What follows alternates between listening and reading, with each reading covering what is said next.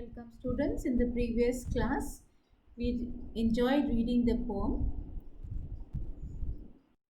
Also discussed a few literary devices, which actually quite a lot literary devices the poet has used in his poem The Wind. There is repetition, there is anaphora, there is alliteration, personification, there is symbolism, and there isn't any rhyme scheme as it is a free verse. Now, in this poem, Wind, Subramanyam Bharti teaches us how we should stand against our oppressors. Now, here, oppressor is the wind. In this poem, he represents the wind god who destroys everything weak. He wonders why the mighty god is so fond of poking fun or making fun only with the weak. The poet therefore advises the weak like him to make them strong. So, in the first stanza, how do you think the poet wants the wind to behave? He wants the wind to behave softly and peacefully and without breaking the shutters or scattering the papers, etc. And what has wind done to the poet? Yes, this is what the wind has done, broken the shutters of the windows, scattered the papers, and down the books. Is the poet angry with the wind for bringing rain again? Probably yes, because it adds to the destruction. Now, in the second stanza, it says that the wind is very clever. Why?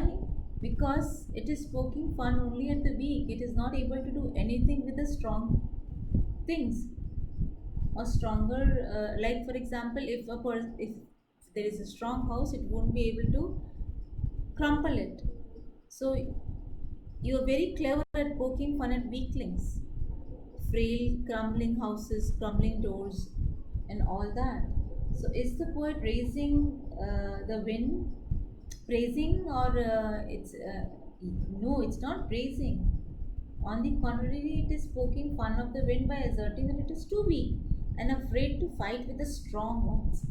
He blames that the wind overpowers only the weaklings. The poet is presenting India during the British rule.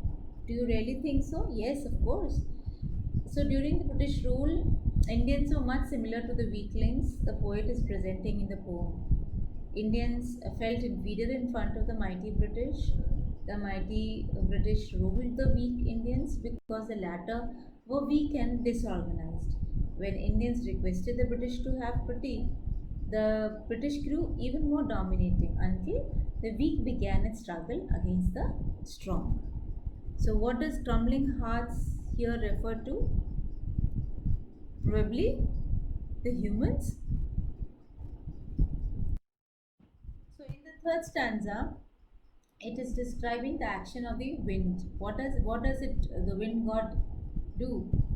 Wind god winnows and crushes them all. So, I hope you understand the meaning of winnow.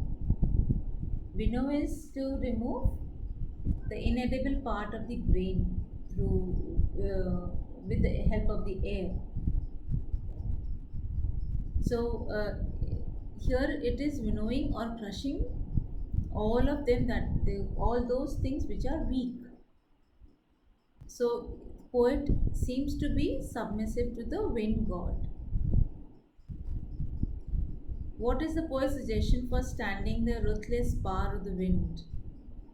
Saying it's better to make ourselves strong. Otherwise, weak will be destroyed, will perish. So, how is the poet different from the religious priests who ask the weak to yield to the powerful? Of course, it is motivating the weaker ones to become stronger, not to yield to anyone, not to give up to anyone. It really does the poet motivate people to rebel against the wind god? Do you really think so?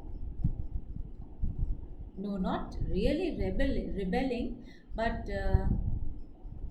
of course, it's giving us a message of becoming stronger and stronger.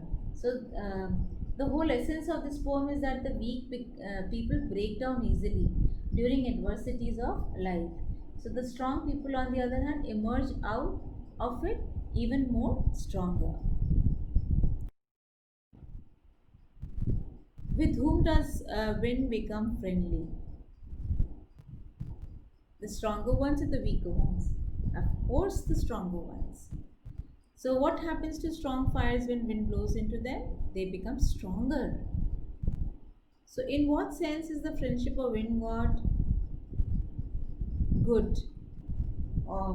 It is definitely very good. If we are strong, we will come out to be stronger.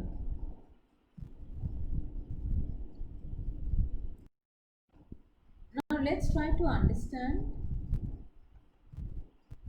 the title, theme, setting, and message of the poem once again. The poem has an apt title. Do you all agree? Wind is a powerful force that breaks the shutters and scatters the books. So it pokes fun at weaklings, crumbles all the other things that come on its way, which are weak. However, wind makes the strong even stronger.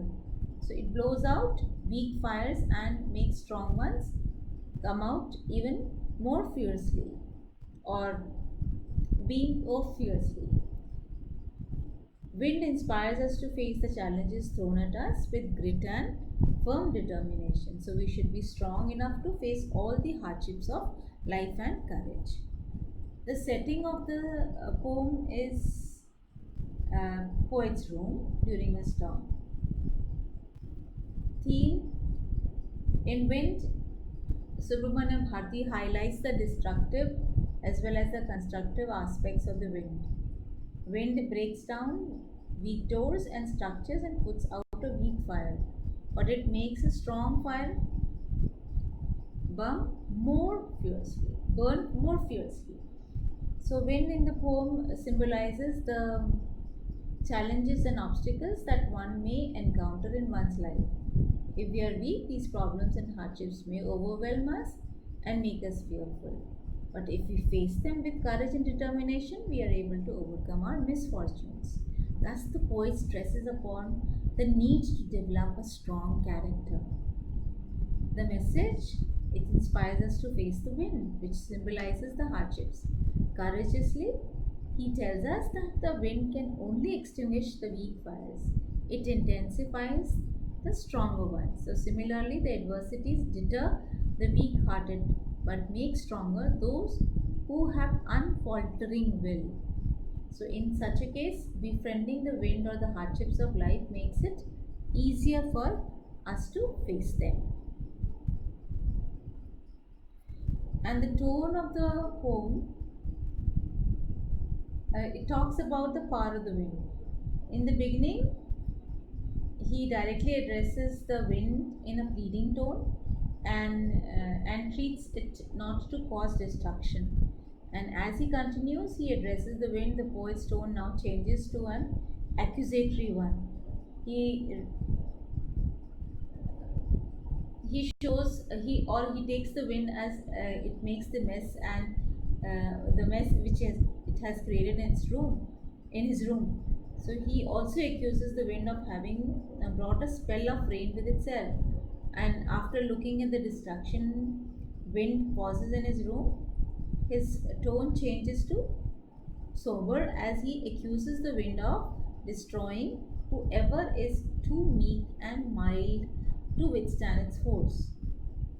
The poet adopts a cautionary tone as he counsels his readers to make themselves strong, both physically and mentally, and face challenges with equanimity.